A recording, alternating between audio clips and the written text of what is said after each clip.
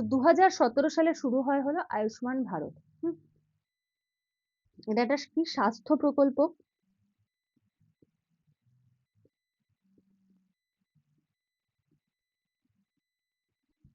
এটা হলো একটা স্বাস্থ্য প্রকল্প, ঠিক আছে? এটা হলো কিসের সুপারিশ অনুযায়ী চালু হয় এটা? জাতীয় স্বাস্থ্য নীতি,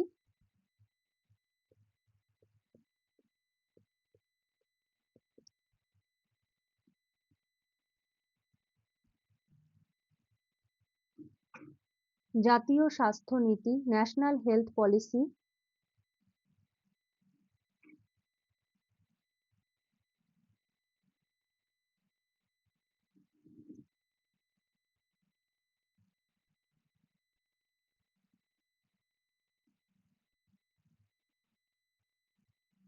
ন্যাশনাল হেলথ পলিসি 2017।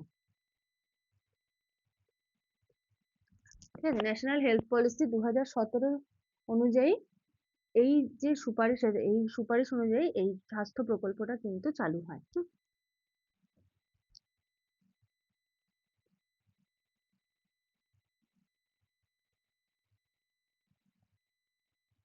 সুপারিশ অনুযায়ী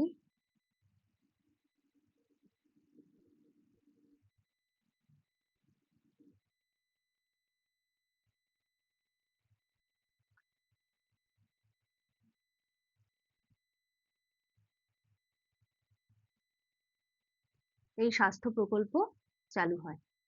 এটার মূল লক্ষ্য কি? যে সার্বজনীন স্বাস্থ্য সেবা, একটু মাইকটা মিউট রাখবে, ইউনিভার্সাল হেলথ কভারেজ। মূল লক্ষ্য যদি এক কথায় বলতে হয়,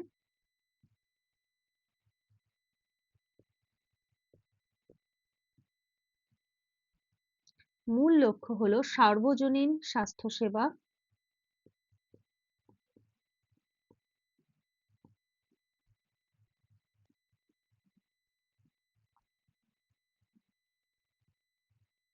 সার্বজনীন স্বাস্থ্যসেবা, ইউনিভার্সাল হেলথ কভারেজ।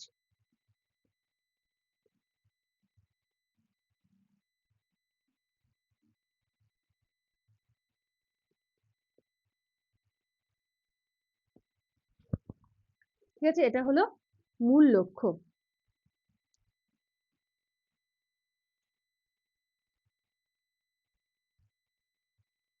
আচ্ছা, এবার এটার উদ্দেশ্যগুলো দেখব।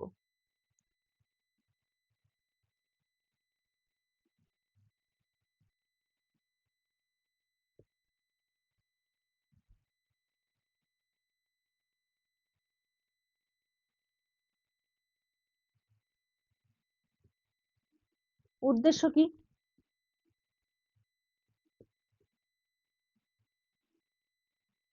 এক নম্বর উদ্দেশ্য দেখো, সকলের জন্য সাশ্রয়ী এবং মানসম্পন্ন স্বাস্থ্যসেবা। তার মানে সাশ্রয়ী, যাতে খরচাপাতি কম হয় বা না হয়, ও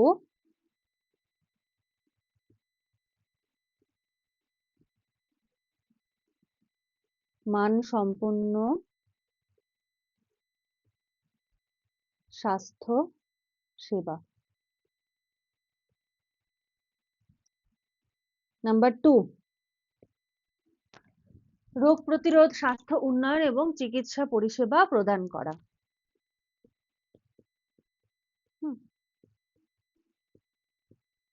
এটা খুব ইজি টপিক, এর আগের কোশ্চেনের মতো না, যেটা ইকোনমিক্স এর পার্টটা খুব ভালো করে তোমাদের বুঝতে হয়েছিল। এখানে তো সেরকম কিছু নেই, জাস্ট একটু একটু জাস্ট পয়েন্টগুলো মাথায় রাখলে নিজেরাই লিখতে পারবে। রোগ প্রতিরোধ, স্বাস্থ্য উন্নয়ন,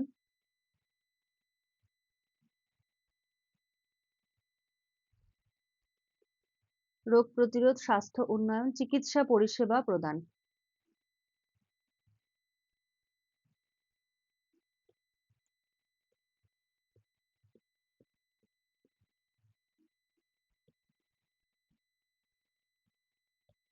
চিকিৎসা পরিষেবা প্রদান।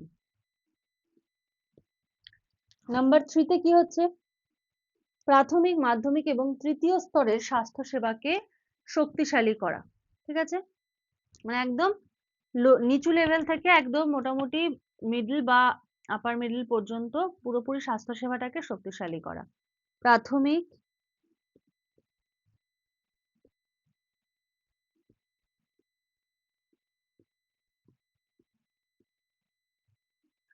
মাধ্যমিক ও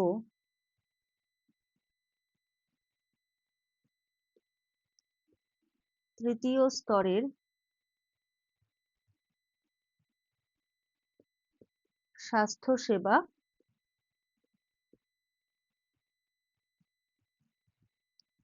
শক্তিশালী করা।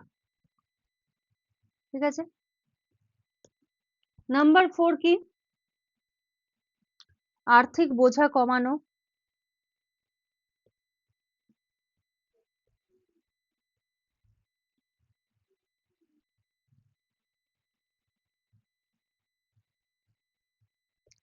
আর্থিক বোঝা কমানো, নাম্বার 4। নাম্বার 5 এ কি হচ্ছে? দরিদ্র ও দুর্বল জনগোষ্ঠীকে স্বাস্থ্য সুরক্ষার আওতায় আনা।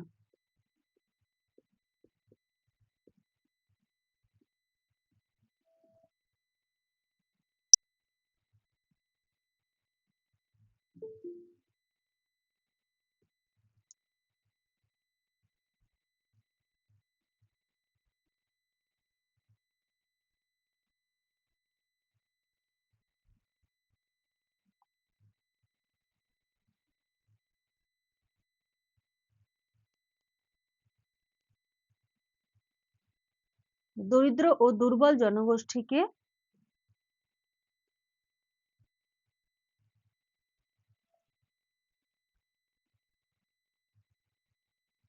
স্বাস্থ্য সুরক্ষার আওতায় আনা।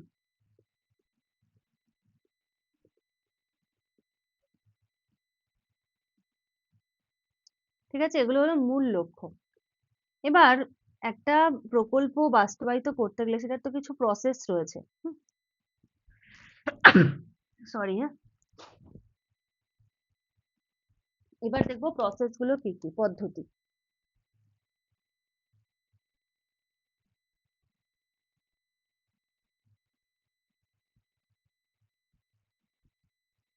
পদ্ধতি। আয়ুষ্মান ভারত দুটো প্রধান অংশ নিয়ে গঠিত। কি কি? Number 1, health and wellness centre.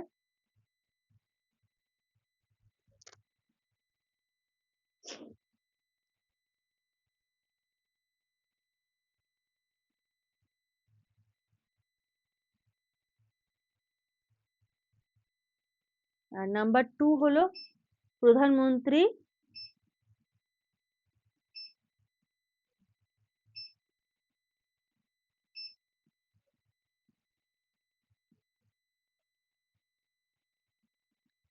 জন আরোগ্য যোজনা।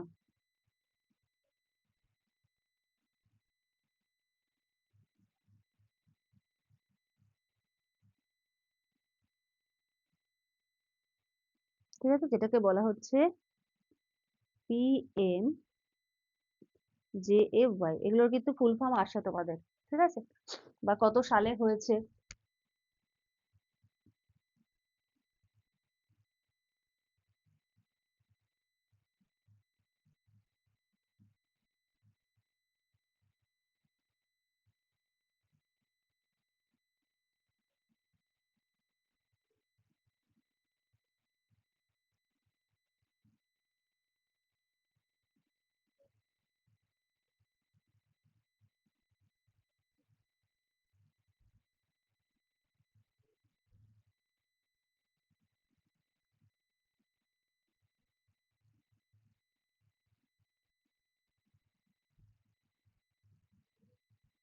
আচ্ছা, তাহলে এই দুটো প্রধান অংশ নিয়ে গঠিত। হেলথ অ্যান্ড ওয়েলনেস সেন্টার কি করে? ধরো প্রাথমিক যে স্বাস্থ্য সেবা, রোগ প্রতিরোধ, স্বাস্থ্য সচেতনতা, স্বাস্থ্য পরীক্ষা, সবই স্বাস্থ্য নিয়ে, চিকিৎসা সুবিধা এগুলো। আর প্রধানমন্ত্রী জন আরোগ্য যোজনা কি করে? হাসপাতালে ভর্তি সংক্রান্ত ব্যয় জন্য যে আর্থিক সহায়তা সেটা প্রদান করে। ঠিক আছে। আচ্ছা, PMJAY এর বৈশিষ্ট্যগুলো কি কি?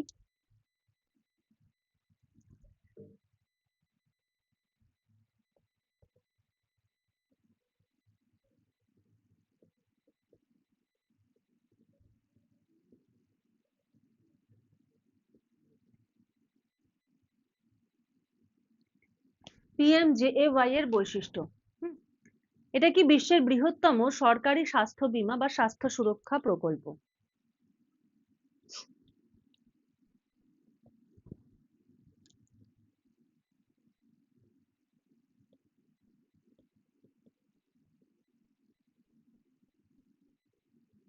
বিশ্বের বৃহত্তম সরকারি স্বাস্থ্য বীমা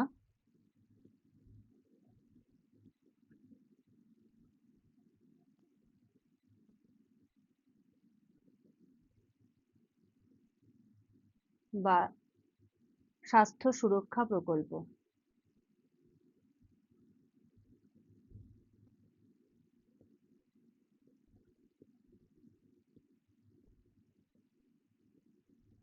বিশ্বের বৃহত্তম সরকারি স্বাস্থ্য বীমা বা স্বাস্থ্য সুরক্ষা প্রকল্প। এটাতে কি হচ্ছে, প্রতি পরিবারকে বছরে 5 লক্ষ পর্যন্ত ক্যাশলেস চিকিৎসা,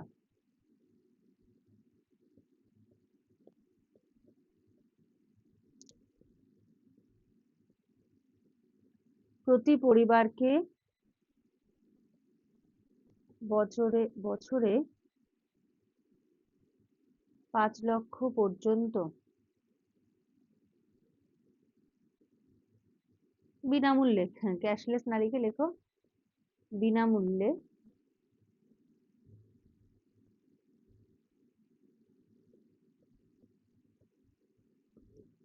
চিকিৎসা। ঠিক আছে, সরকারি ও তালিকাভুক্ত বেসরকারি হাসপাতালে চিকিৎসার সুবিধা, শুধু যে সরকারি তা না, সরকারি ও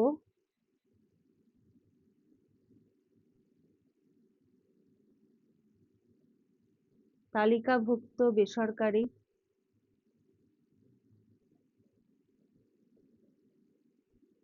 নেক্সট 55 কোটির বেশি সুবিধাভোগী,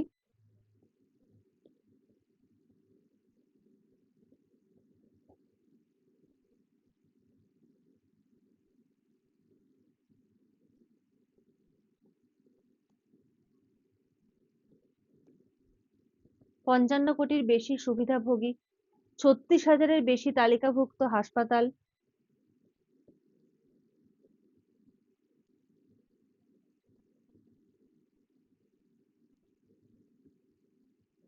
উনিশশোর বেশি চিকিৎসা প্যাকেজ।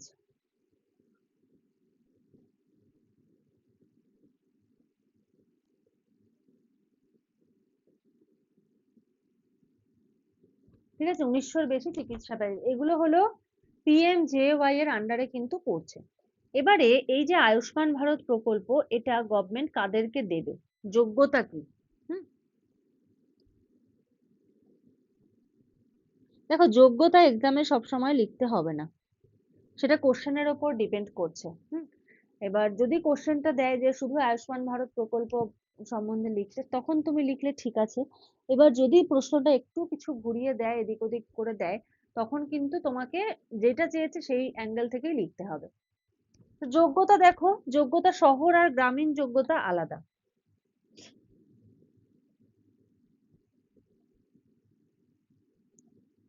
শহর আর গ্রাম, শহরে কি দেখো, গৃহকর্মী,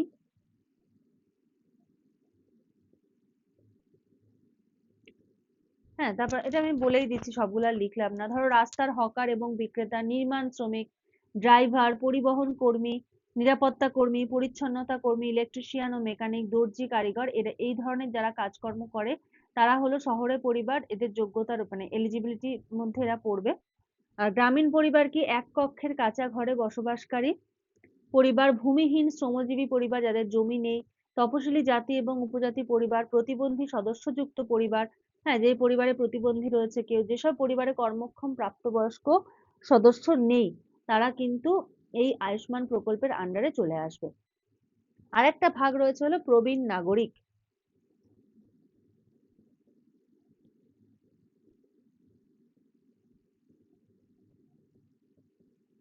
প্রবীণ নাগরিকের আন্ডারে কি, 70 বছর বা তার বেশি বয়সী সকল নাগরিক, 70+, 70 বা 70+ যে সমস্ত নাগরিকরা রয়েছে আর কি, এরকম না লিখে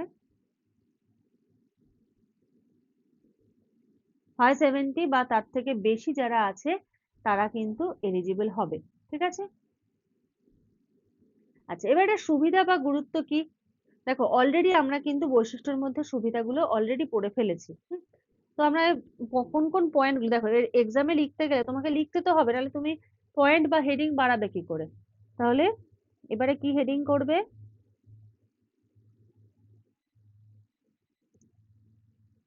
সুবিধা ও গুরুত্ব।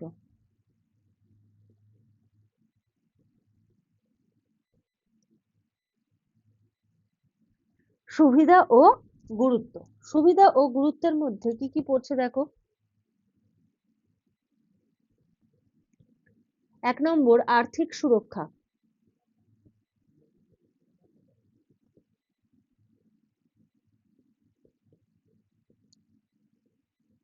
2 নম্বর হচ্ছে কি বিনামূল্যে চিকিৎসা।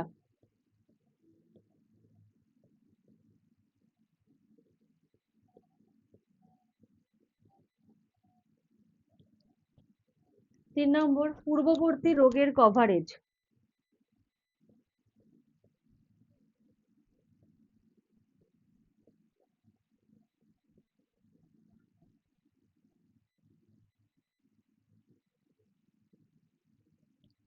4 নম্বর কি সারা দেশে প্রযোজ্য হবে।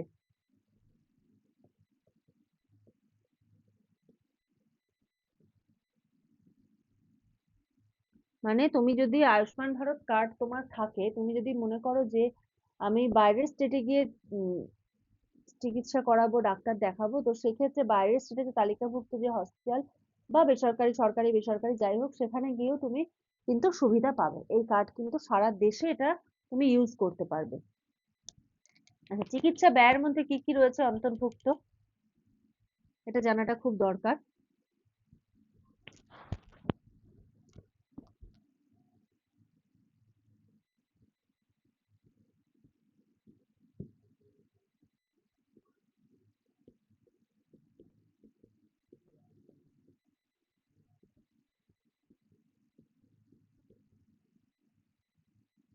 চিকিৎসা ব্যয়ের অন্তর্ভুক্তির মধ্যে কি কি পড়ছে দেখো। ওষুধ,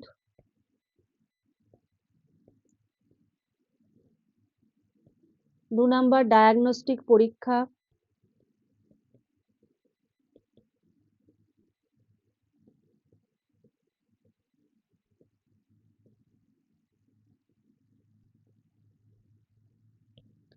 3 নম্বর কি পড়ছে আইসিইউ চার্জ,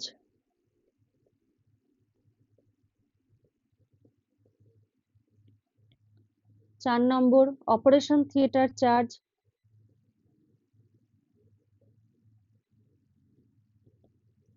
5 নম্বর চিকিৎসক ও সার্জন ফি,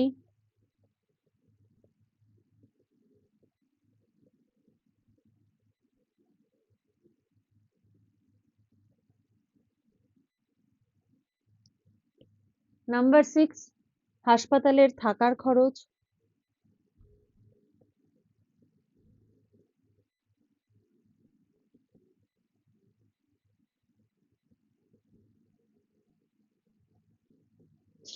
হাসপাতালের থাকার খরচ,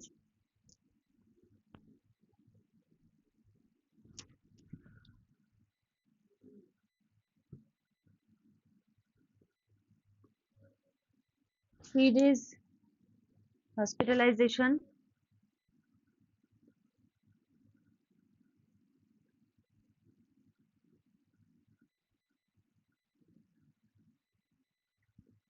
আর 15 days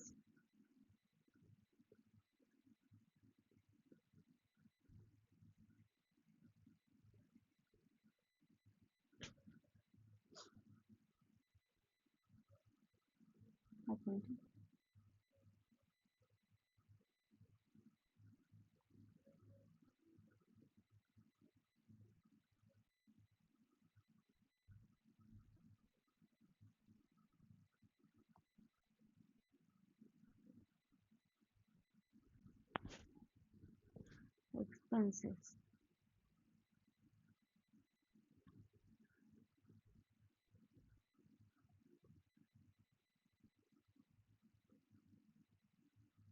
follow up care। ঠিক আছে, এগুলো কিন্তু এটার আন্ডারে পড়ছে বা এই সার্ভিস গুলো কিন্তু পাবে।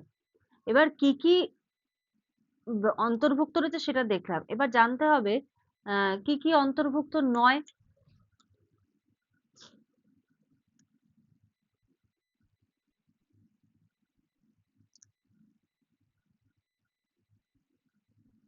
এটা অপশনাল, এটা চাইলে লিখতেও পারো নাও লিখতে পারো, ঠিক আছে, এটা হলো অপশনাল। অন্তর্ভুক্ত নয় বলতে ধরো ওপিডির খরচ, তুমি ওপিডি তে দেখাতে যাচ্ছ, সেটা কিন্তু হবে না। কসমেটিক সার্জারি, হ্যাঁ, অনেকে কসমেটিক সার্জারি করায়, সেগুলো কিন্তু এর মধ্যে হবে না। তারপরে হলো ধরো স্বতন্ত্র ডেন্টাল চিকিৎসা, দাঁতের কোনো চিকিৎসা করাচ্ছ, মাদক পুনর্বাসন কর্মসূচি, বন্ধ্যাত্ব চিকিৎসা, অজরুরি টিকাদান, এগুলো কিন্তু এই আয়ুষ্মান ভারত যে প্রকল্প এর আন্ডারে কিন্তু আসবে না। আচ্ছা, তাহলে আয়ুষ্মান কার্ডটা কি, যে পিএমজেওয়াই এর অধীনে প্রদত্ত একটা ডিজিটাল স্বাস্থ্য পরিচয়। তাহলে এই সুবিধাগুলো কিসে পাওয়া যাবে?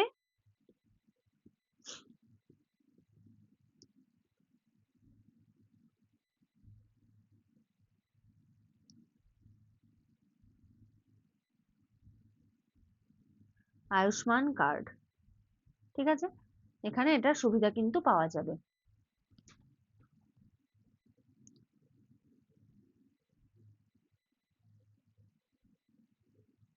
আচ্ছা, ভারতীয় মেডিকেল অ্যাসোসিয়েশনের পরামর্শ কি?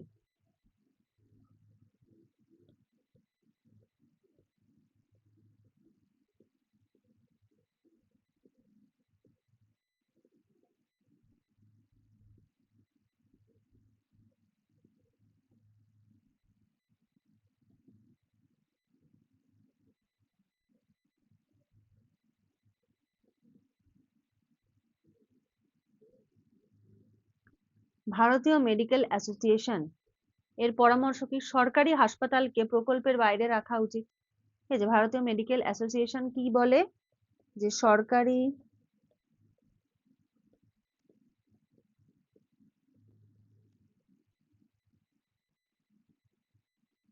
হাসপাতালকে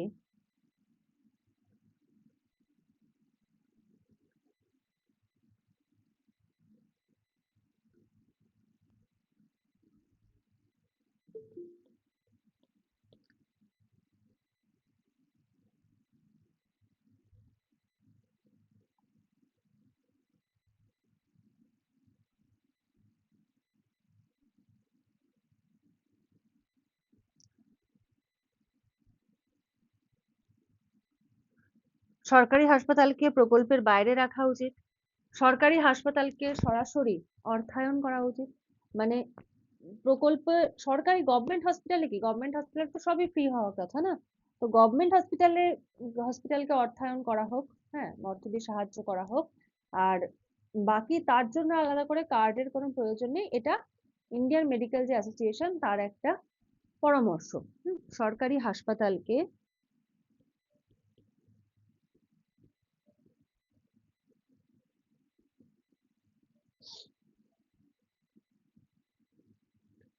সরাসরি অর্থায়ন করা।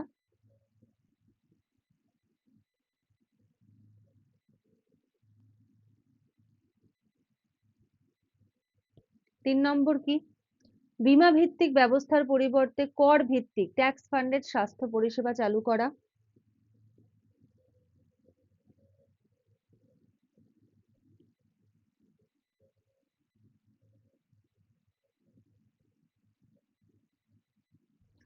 আর স্বাস্থ্য সেবায় বেসরকারি বীমা কোম্পানির ভূমিকা সীমিত করা প্রয়োজন।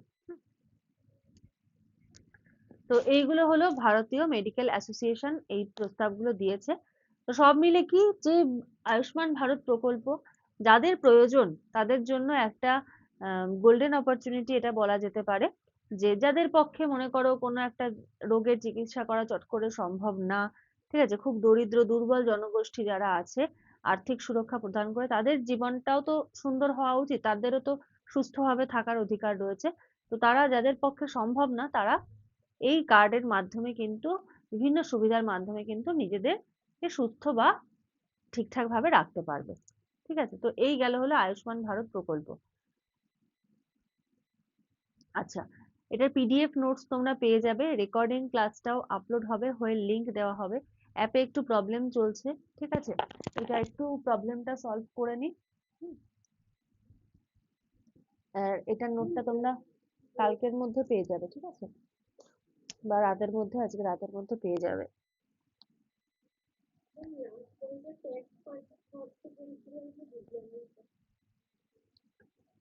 ওই যেটা ইয়েরা বলেছে,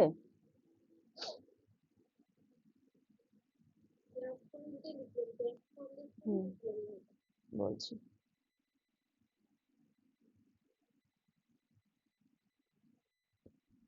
ট্যাক্স ফান্ডেড স্বাস্থ্য পরিষেবা কি? দেখো বলেছে বীমা ভিত্তিক ব্যবস্থার পরিবর্তে ট্যাক্স ফান্ডেড, তাই তো? তাহলে বীমা ভিত্তিক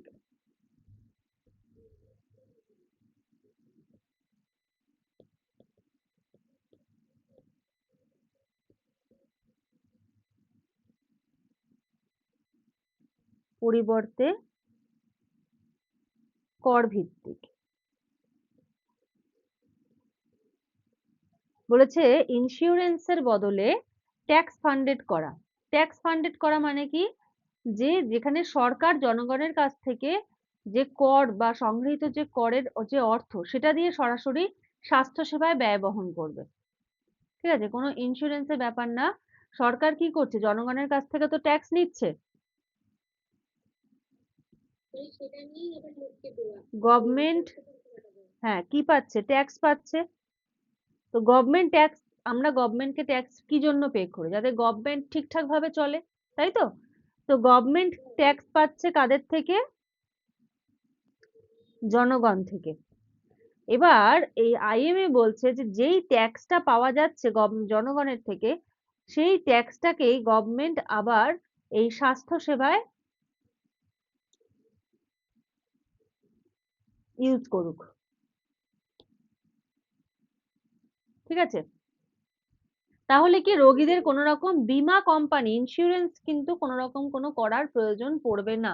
এটা হলো আইএমএ বক্তব্য। ঠিক আছে, কারণ বীমার ক্ষেত্রে কি হয়, বীমার ক্ষেত্রে ব্যয় অনেক বেশি হয়। আমরা তো গভর্নমেন্টকে ট্যাক্স দিচ্ছি, আবার আমাদেরকে বীমা করতে গেলে সেটার জন্য ওখানে মান্থলি টাকা পয়সা দিতে হয়। ঠিক আছে, তারপরে সেটা ইন ফিউচারে গিয়ে প্রতারণাও হতে পারে, সেটার অপব্যবহার হতে পারে। এই অনেক রকম জটিলতা, মানে পাতার পর পাতা লেখা থাকে, অত ভালো করে পড়া সব প্রত্যেকের পক্ষে সম্ভব না, মানে সবার পক্ষে সম্ভব না। তো এই জন্য যে সকলের জন্য সমান স্বাস্থ্যসেবা, ধনী গরিব নির্বিশেষে সবাই স্বাস্থ্যসেবা পাবে। স্বাস্থ্যসেবাটা একটা মৌলিক, একটা তাদের অধিকার আর কি, যে স্বাস্থ্যসেবা পাওয়াটা। মানে সেই হিসেবে আর কি, পলিটির দিক দিয়ে বলছি না কিন্তু। তো প্রশাসনিক কি করছে, যে বীমা কোম্পানির মধ্যস্থতা যদি না থাকে, সরকার অর্থ সরাসরি সরকারি হাসপাতাল বা স্বাস্থ্যকেন্দ্রে পৌঁছাবে এবং সেটা দিয়েই কিন্তু জনগণের সেবা হবে। এটাকেই বলা হচ্ছে হলো যে ট্যাক্স, কর ভিত্তিক আর কি। ঠিক আছে, ঠিক আছে। আচ্ছা, আজকের ক্লাসটা তাহলে এন্ড করছি। নোটটা পিডিএফ দিয়ে দেবো তোমাদের, রেকর্ডেড ক্লাসের লিঙ্কও দিয়ে দেবো। আজকের একটু একটা প্রবলেম করছে যেহেতু, তো কয়েকটা ঘন্টা একটু আজকের দিনটা একটু টাইম দাও। ঠিক আছে, চলো। আর কারো কিছু বলার আছে?